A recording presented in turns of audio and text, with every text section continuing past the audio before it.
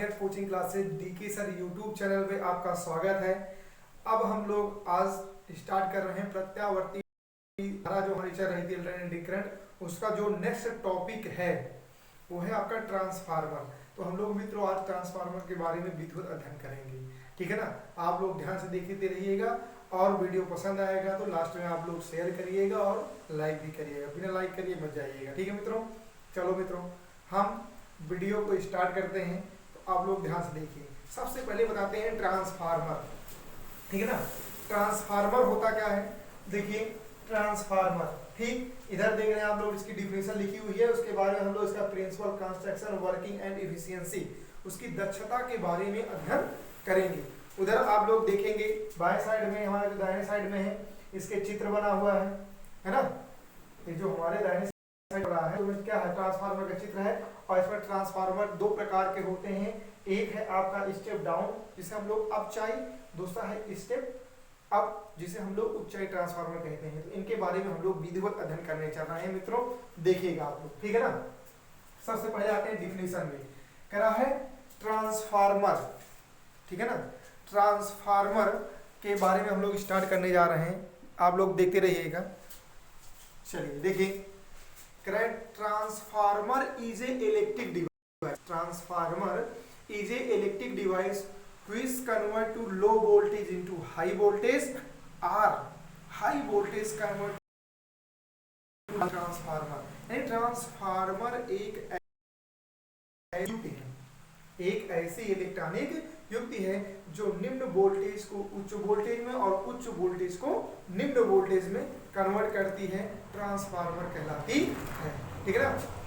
देखिए मित्रों, ये है आपका ट्रांसफार्मर, यहाँ देखिए डिफिनेशन लिखिए, transformer is a electric device which convert to low voltage into high voltage is called, है ना, और high voltage convert to low voltage is called transformer, ठीक।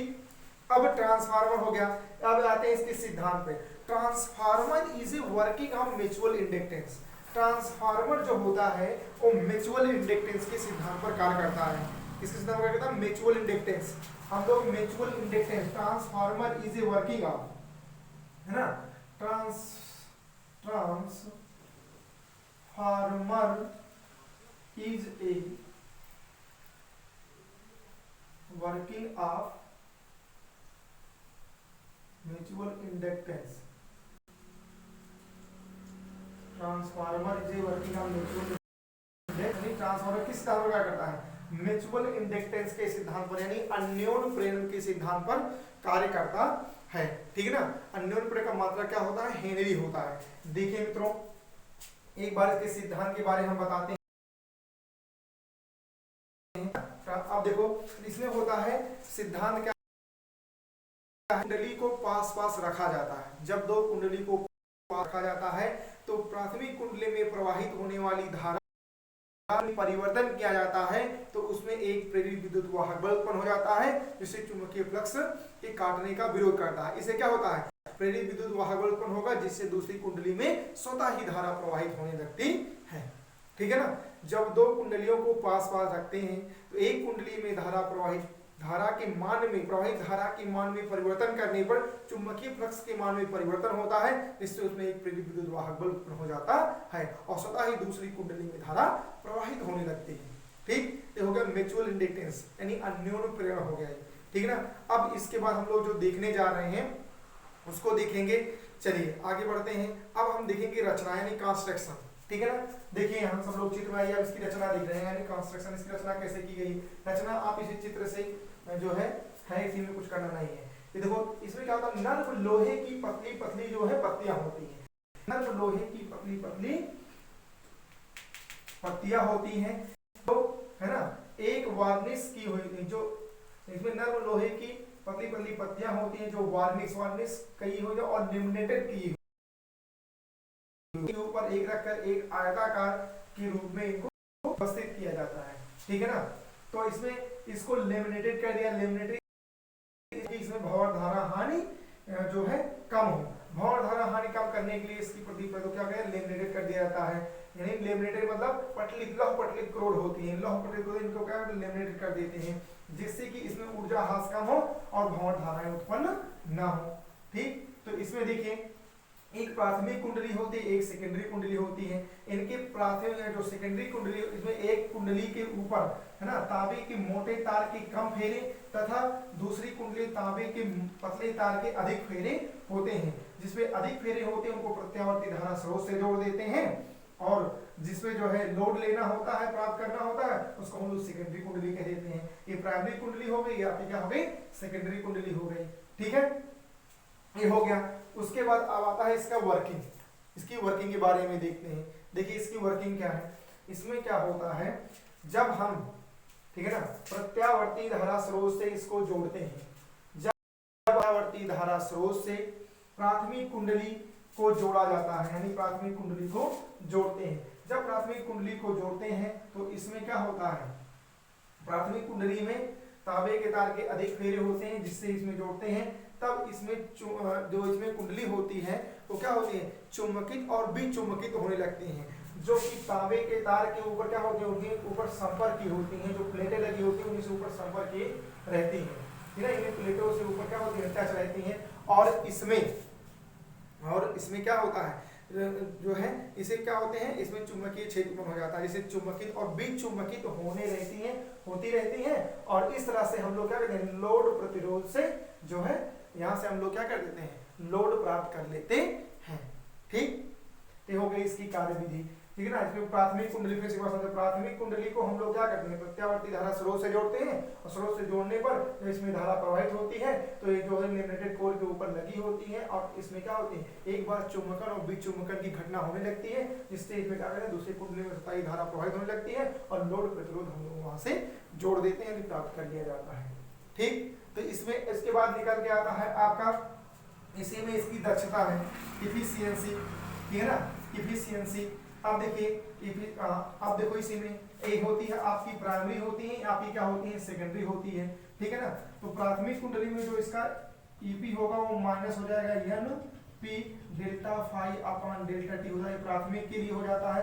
द्वितीय के लिए ईएस होता है, ये माइनस एनएस हो जाता है, डेल्टा फाई अपॉन का रहता है डेल्टा टी। समीकरण एक बनाते हैं, समीकरण दो बनाते हैं, दोनों को मिला देते हैं, ई इसे कहते हैं ईएस अपॉन ईपी बराबर क्या हो जाता है, हल करते हैं तो एनएस अपॉन क्या आता है, एनपी आ जाता है। और इसी प्रकार, ठीक है ना, इसी प्रकार हम लोग आगे बढ़ते हैं, इनकी धारा भी देखते हैं।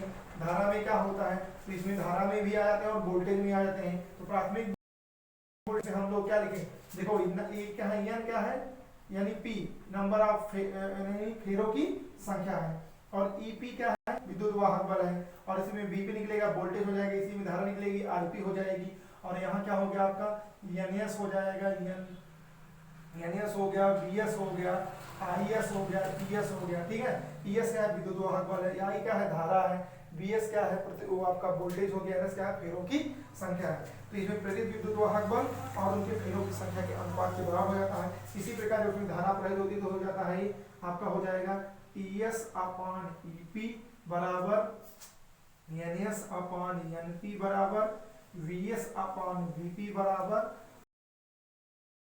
होता है इक्वल टू आर। आर को हम लोग क्या कहते हैं, परिणमन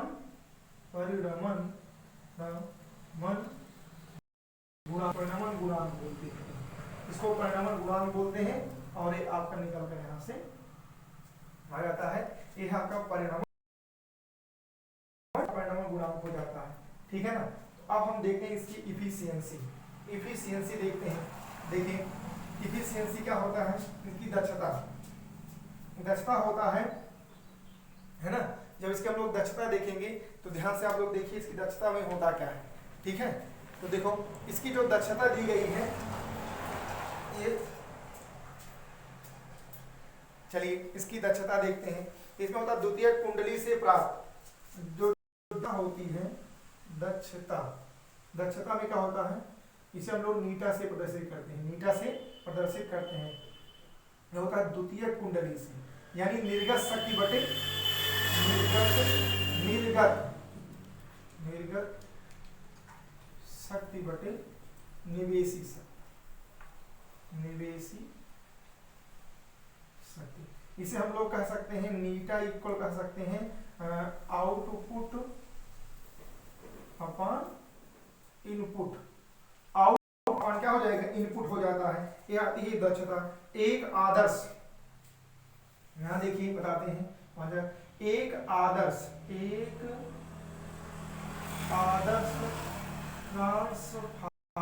ट्रांसफार्मर की दक्षता एक या अथवा कह सकते हैं 100% होती है। कितनी होती है, 100% होती है।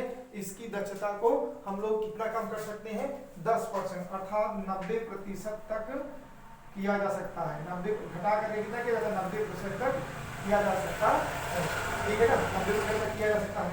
अब इसके बाद हम लोग देखेंगे, यहाँ आपका दो ट्रांसफार्मर निकल के आते हैं।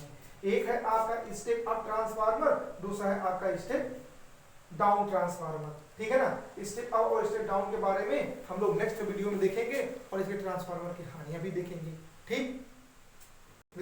तो हमारा वीडियो अगर आपको अच्छा लगेगा तो हमारे वीडियो को लाइक करिएगा, सब्सक्राइब करिएगा और शेयर करना मत भूलिएगा। जय हिंद।